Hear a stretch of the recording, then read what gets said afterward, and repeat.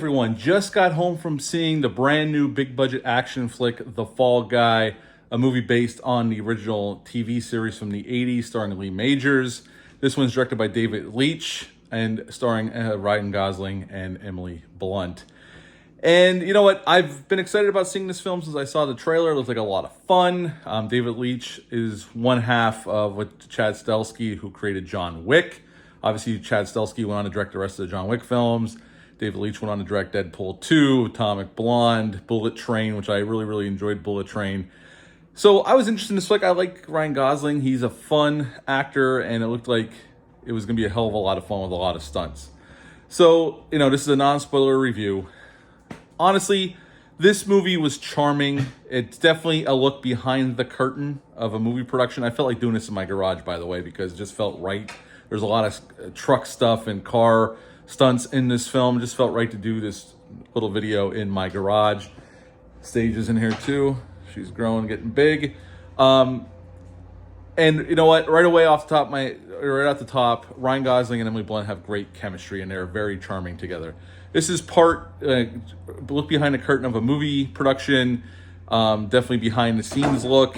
It's definitely a tribute to stunt people, and it's a love story.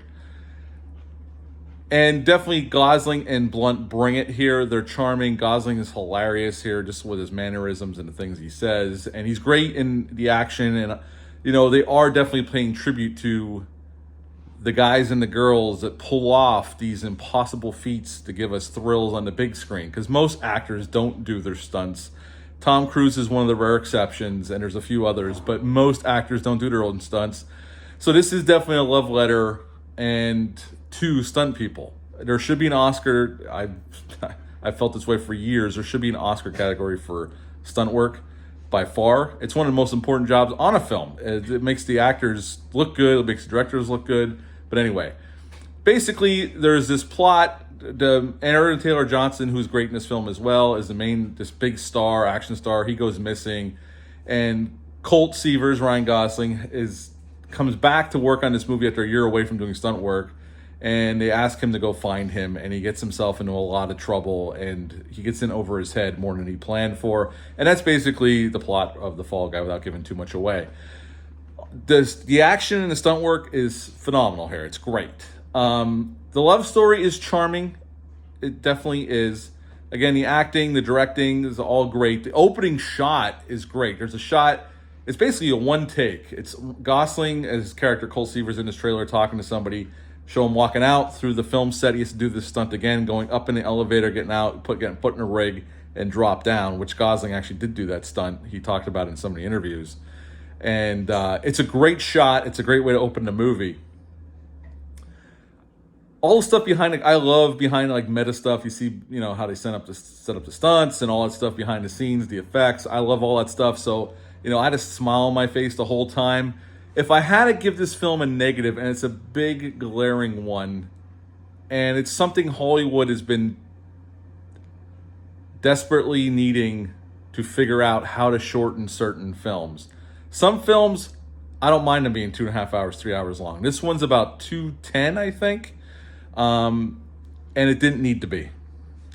They could have cut 15, maybe even 20 minutes out of this film, and really, honestly, you wouldn't have missed it.